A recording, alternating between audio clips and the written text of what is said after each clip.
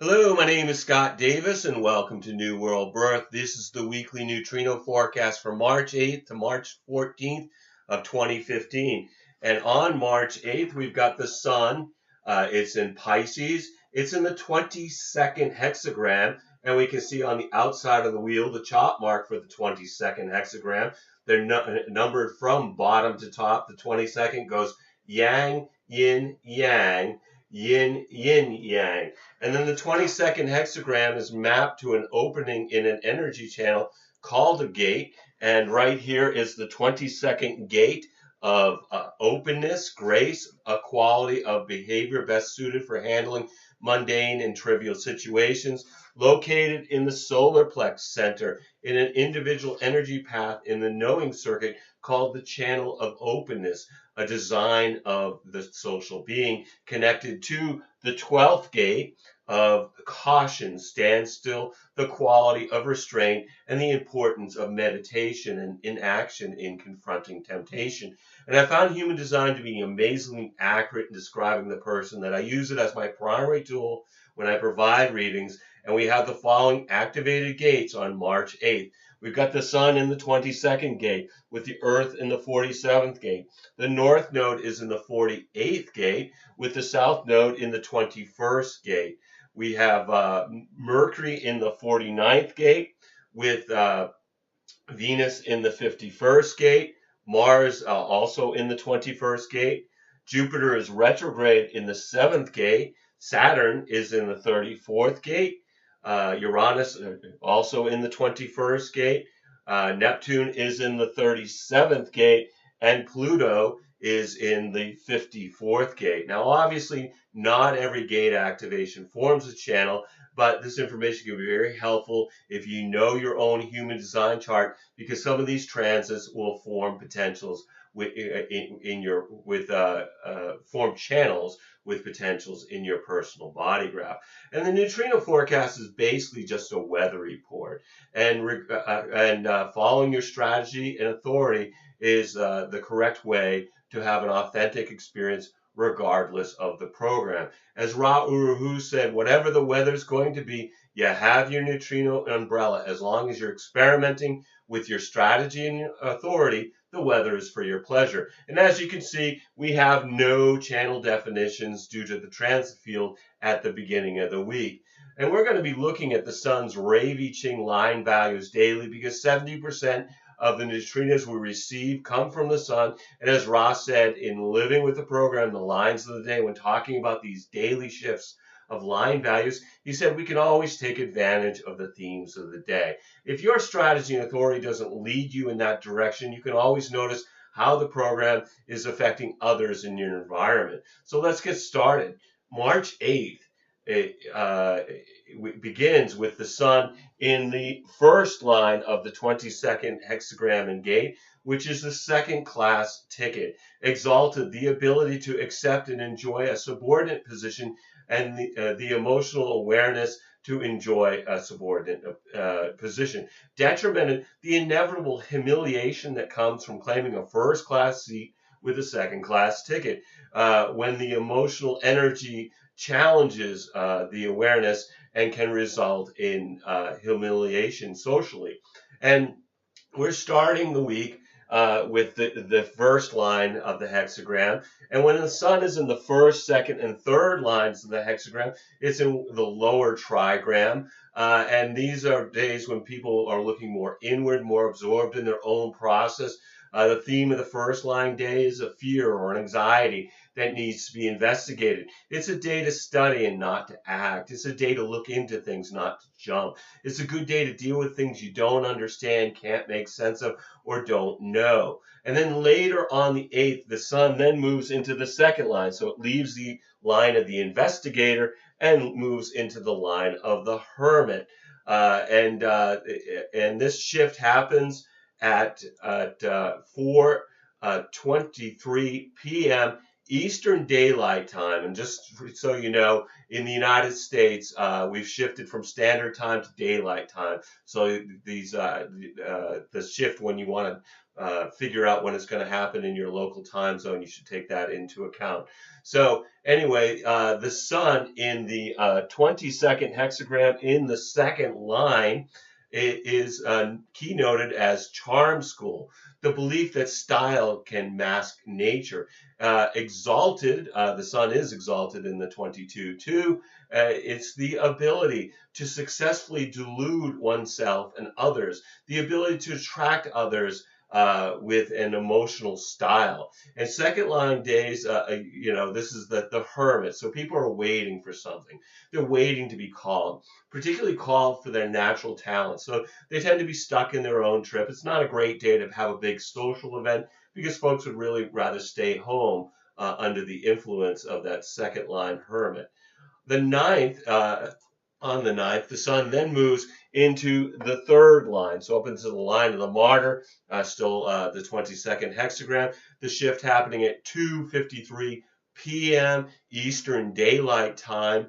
The sun in the 22-3 is the enchanter, perfected grace, exalted, form as a definition and the actualization of substance, the possibility for perfected openness through the alignment of emotional energy and awareness, detrimented unconscious grace, and innate openness. And third line days, we're the line of the martyr, so we're talking about a trial and error process and bonds made and broken and a system of discovery by figuring out what doesn't work. And things bump into us under the influence of the third line. So being careful on the roads, being careful of swinging doors or swinging elbows. It might be a day when we have bonds made and broken. Trial and error is a theme also under that energy. It's a good material day. It's a good day to do business and work on the material plane, but you have to be careful because things can go wrong. But hopefully these things that will lead to discovery. Also on the 9th, Mercury moves from the 49th gate and hexagram to the 30th gate and hexagram. And also, we've got Venus leaving the 51st gate and hexagram and moving to the 42nd. So we'll begin talking about Mercury. In mythology, Mercury was the messenger of the gods. So this is communication or expansion of human consciousness through communication, not just as words, but also as music, according to Ra. And what do you need to communicate in life? Well, we communicate the message of our design Mercury through the medium of our personality Mercury. And what might be communicated when Mercury is in the 30th gate? Fate, or the fear that something is about to happen. This is the gate of recognition of feelings, the clinging fire. Freedom recognized as illusion and limitation as fate. And we're in the first line of the 30th hexagram, which is composure, balance in the face of disorder. Exalted, the maximization of limitation in all cases. Stability through feelings, no matter what the situation. Detrimented is the ability to maintain composure, but at the expense of progress. Balance through feelings, but unable to let go of them. And then also on the 9th, we've got Venus moving from the 51st gate and hexagram to the 42nd. And Venus is very powerful and deeply misunderstood, according to Ra. It brings morality or values, natural law in which we deal with the other and the consequences of the world around us. What disturbs you on a moral level? Your design, personality, and your design and personality, Venus, tell us about the moral dilemma that you're going to work with in your life. And then if you don't act with moral clarity, Venus can be unkind in its retribution. In the 42nd gate, this is growth, increase, the expansion of resources through maximization, which maximizes the development of full potential. Venus is also in the first line of the 42, and where it's detrimented. as diversification. Detriment, a tendency when surplus resources are available to centrifugal application, decadence. Too much expansion can lead to decadence. And on the 10th, the sun then moves into the fourth line. So leaving the line of the martyr, moving into the line of the opportunist. Again, 22nd hexagram. And the shift happens at 1:24 p.m. Eastern Daylight Time, and the sun in the 22:4 is described as sensitivity, the modification of behavior to enrich interactions, exalted, the mediumistic simplicity that rejects elaborate rituals, the possibility of social openness through rejection of formality, detrimented an over reliance on the mechanics of style that can abort potentially significant relationships, the limitation of social openness through the need for formality. And fourth line days in the opportunist line, this is where we're changing from the inward perspective of the lower trigram to more the outward perspective of the upper trigram. This is more personal, this is more transpersonal. So with this shift, it's more of moving from looking inward to more looking outward under the influence of this fourth line. The themes of the opportunists are friendship or companionship, networking. It's a great day for social interaction. People are more open to networking, more open to friendly and social. And then on the 11th, the sun then moves into the fifth line. So up here in the line of the heretic of the 22nd hexagram, the shift happening at 11:56 a.m. Eastern Daylight Time. The sun in the 22:5 is directness, the disregard of form when required, exalted, the power inherent in higher principles to successfully transgress behavioral codes, the possibility through emotional awareness to behave individualistically in social interactions, detrimenting a tendency to create embarrassing situations, and though inevitably successful, the often resulting reputation for crudity and imprudence. The possibility that individual behavior in social interaction will generate negative projections from others. And of course, the fifth line is about projection. And the projection of the fifth line starts as positive and moves to negative. It's a day of suspicion, but also universalization, where something can spread like a virus, whether it's a YouTube video or a Facebook post, perhaps. But there's a great deal of suspicion and paranoia. But as I said before, the paranoia really isn't necessarily paranoia if they're out to get you. And under all that projection, they might be, because if the projection starts as they could do it, they'd be perfect at it. They're the one that should do that. And then if the person can't do it, doesn't want to do it, for whatever reason, the expectation isn't met, that's when the punishment comes. That's when you want to avoid stakes. So anyway, this can impact the nature of relationships. Seduction is also a theme of the fifth line day. Also on the 11th, we've got Mars moving from the 21st hexagram and into the 51st hexagram, leaving behind Uranus and the South Node in the 21. And in the 51st gate, Mars is in the gate of shock, the arousing, the ability to respond to disorder through and shock through recognition and adaptation.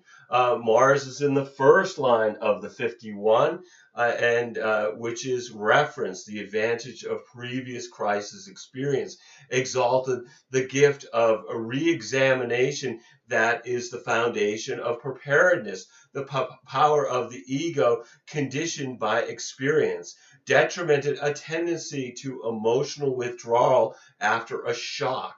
the weakness of the ego in times of challenge. And Ross spoke about Mars being an extraordinary and immature energy resource that lacks refinement and is subject to outbursts. Mars represents the warrior archetype in mythology, and by following our strategy and authority, we slowly refine the energy of our design and personality Mars from immaturity to wisdom. And then on the 12th, the sun then moves out of the line of the heretic into the line of the role model, the 6th line, again, 22nd hexagram, the shift happening at 10:28 a.m. Eastern Daylight Time. The sun's exalted in the 22-6 as maturity, the alignment with experience of form with substance, exalted natural and evident leadership and authority, the possibility that experience in social interaction will result in a leadership capacity. And 6 line days up in the role model line, we're up on the roof of the hexagram. As I've said before, if you're standing on the roof of your house, unless you're shingling it, you're probably not looking at the roof so much as what else is going on in the neighborhood. And Ra talked about that 6 line days, not to get stuck with your head in the clouds because you'll end up with something banging into your shins. It's a day where there's a lack of focus on what's going on around us because folks are looking beyond their immediate environment. And like 3rd line days, there's certain dangers of not seeing a car coming or not seeing a bill coming, just simply not being aware of what's happening in the immediate environment. And then on the 13th, the sun moves from the 22nd gate and hexagram to the 36th gate and hexagram. And with that, we have the Earth moving from the 47th gate in the hexagram and into the 6th gate. Also over here in the solar plex center. So we've got a lot of solar plex center activations. Let's see if we can get something to stick a little better here. So let's the Earth in the 6th gate. This is the gate of friction, conflict, the fundamental design component of progress, the law that growth cannot exist without friction. And this shift happens at 9:01 a.m. Eastern Daylight Time. The sun is in the 36th gate of crisis, the darkening of the light, the rule of cycles in which decline is a natural but not enduring stage. And the sun in the 1st line of the 36 is resistance, exalted, the energy and determination to persevere in the face of opposition, the emotional power to handle crisis, detrimented and over principled resistance that rather than being selective in resistance and thus less at risk, will maintain normal patterns and incur opposition,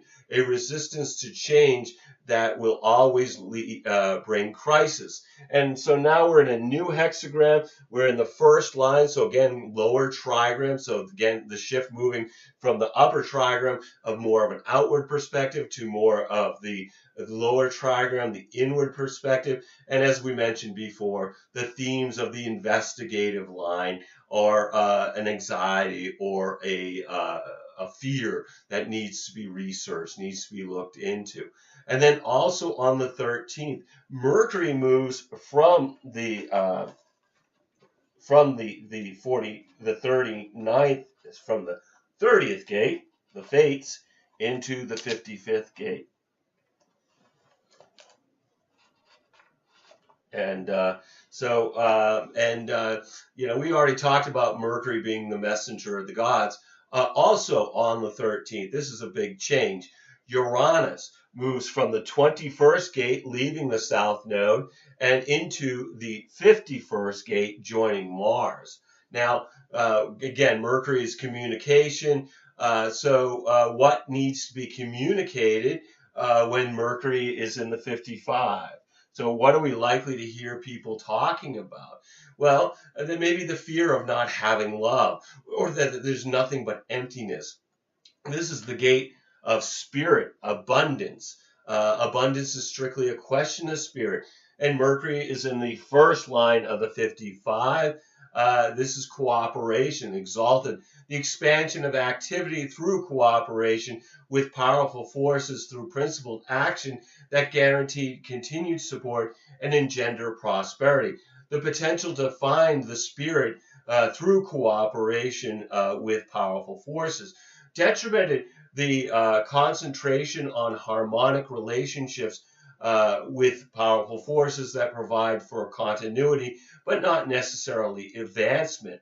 The potential to harmonize with powerful forces, but not necessarily to the benefit of spirit. And then on the 13th, as I mentioned before, Uranus moving from the 21st gate into the 51st gate. Uranus' unusualness, the evolutionary mutative undercurrent to expand our lifespan, a new pattern for life, subjective, objective, transcendent, the light in the window of our time.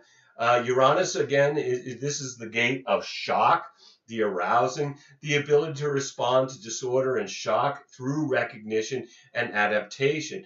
And Uranus in the first line of the 51 is referenced. The advantage of previous crisis experience, exalted, the gift of re-examination that is the foundation of preparedness, the power of the ego conditioned by experience, detrimented, a tendency to emotional withdrawal after a shock, the weakness of the ego in times of a challenge. And then on the 14th, the sun moves into the second line of the 36 hexagram at 7:34 a.m. Eastern Daylight Time. The sun in the 36-2 is support, assistance to others in times of decline. Exalted, the application of imagination to schemes which benefit others. Feelings that can benefit others in times of crisis. Detrimented, the more practical and individual assistance, but only when unavoidable, not as a general principle. Selective assistance in crisis. And as we mentioned before, second line days were in the line of the hermit. So really thinking about the themes of being called and being called because of natural talents. And again, lower trigram, more of an inward perspective. Also on the 14th, Venus moves from the 42nd gate into the third gate. So Venus, as we mentioned before, is about morality or values, the natural law in which we deal with the other and the consequences of the world around us.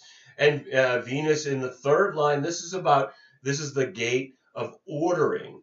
I'm sorry, not third line, third gate, which is ordering, difficulty in the beginning, the fundamental change of initiation to transcend confusion and establish order. And Venus is in the first line of the third hexagram. This is synthesis. Difficulties can only be overcome when all pertinent factors have been analyzed. Exalted, the understanding that confusion is natural and must always exist before clarity can be achieved. The innate knowing that order will emerge from confusion. Detrimented, the reliance on intellect at the expense of intuition can lead to unnecessary frustration. The inability to know that order will emerge and the drive to find this knowing elsewhere. So no matter what the energies that are affecting you during this week, remember that this is an experience about being a passenger that's riding in a vehicle that's driven by the magnetic monopole. So enjoy the scenery. Let the vehicle take you where you need to go through following your strategy and authority. Every day we have is a blessing, no matter what the dramas that beckon to distract us. We're all here just giving the performance of a lifetime on this world stage. Just take some time to observe the play, observe your movie, as well as acting your part by remembering you're a spiritual being that's having a human experience. I'd like to thank you for checking out New World Birth, and the next segment of the weekly neutrino forecast will be for March 15th of 2015. Should be available on the 14th when we'll continue to look at the influence of the heavenly bodies as they transit the sky and the hexagrams of the I Ching. You can check us out on Facebook, Blogger, or YouTube. There's New World Birth presences in each of those places. And I encourage you to share this information as videos or as text as widely as you choose. And I invite you to contact me at newworldbirth@yahoo.com if you have any questions or wish to schedule a reading. And if you've been thinking about getting a reading, please contact me. I'd love to provide you a reading during these uncertain times. You'll need to be able to either call me in Maine, in the USA, or we can connect with Skype to receive your reading. We're also accepting donations to help keep these reports freely available. You can email me at newworldbirth@yahoo.com if you want information about making a donation. As always, I'm blessed that you've taken the time to connect with my passion for these ancient mysteries and their application to our journey during this incarnation. The light in me honors the light in you. Namaste, in Lakesh, and as Ra would say, love yourself. And I look forward to connecting with you next week for the next installment of the weekly neutrino forecast. Thanks again, everyone.